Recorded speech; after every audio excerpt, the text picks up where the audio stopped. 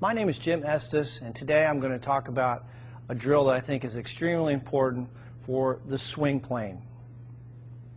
So what I want you to do is, and this, by the way, is going to give you an instant understanding of exactly the feeling you want to have in the golf swing. Take a club. You can put a rod, alignment rod, in the grip, or I'm sorry, in the butt end of the golf club. Take the golf club, turn it like you're going to hold it, and then what I want you to do is take that club, put it right against your left hip, so you're holding both clubs here. Now you've got an alignment rod on the ground and a golf ball, and what I want you to do, getting into your good posture position, your weight over the arches, feel balanced. The insides of the heels are going to be about the width of your hips. Take a swing back, slow motion, and trace with that alignment rod the target line all the way up.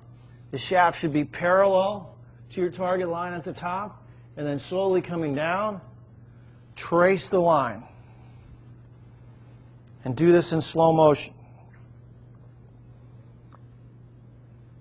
Right into the impact position. So this is a great feedback tool, visual feedback tool for learning the proper swing plane. Go right to your impact position.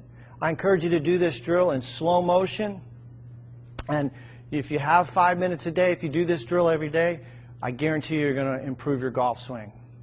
So again, I think you'll find this to be extremely helpful. JimEstesGolf.com if you have any questions.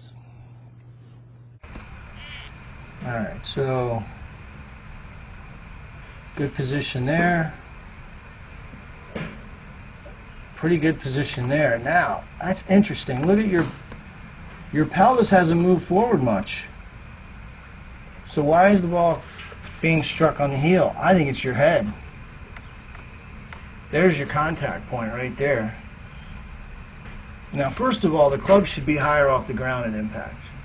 Yeah. You should be hitting up, so the club should never get that close to the ground. You're hitting it high in the face, right? That's why it's going high. But what's interesting is, and this is pretty normal, I bet your head's moving forward.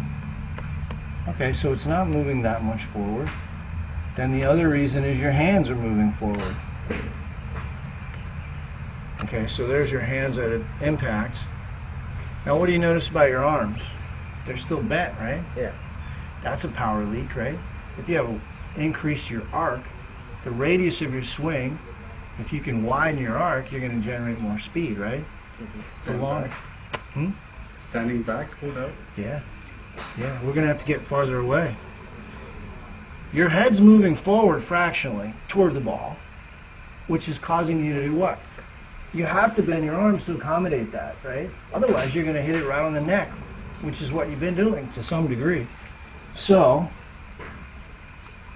since the forces are pushing you that way, you have to counter the forces. You have to move back a little bit, create a little more space. Now, the other thing is your brain always seeks balance. So if you have too much weight on your heels, your brain's going to try to move your weight towards you, the front part of your towards the front part of your feet during the course of the swing. So I would suggest become acutely sensitive to where your weight is. I would prefer your weight to be a little more forward. The bone on your big toe is called the fifth metatarsal. It's right here.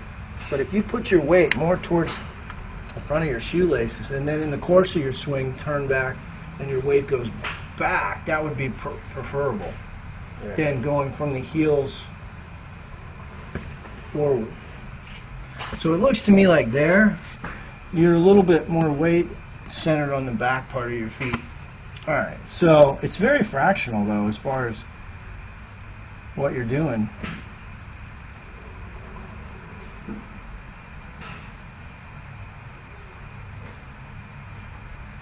That's why it's a hard game.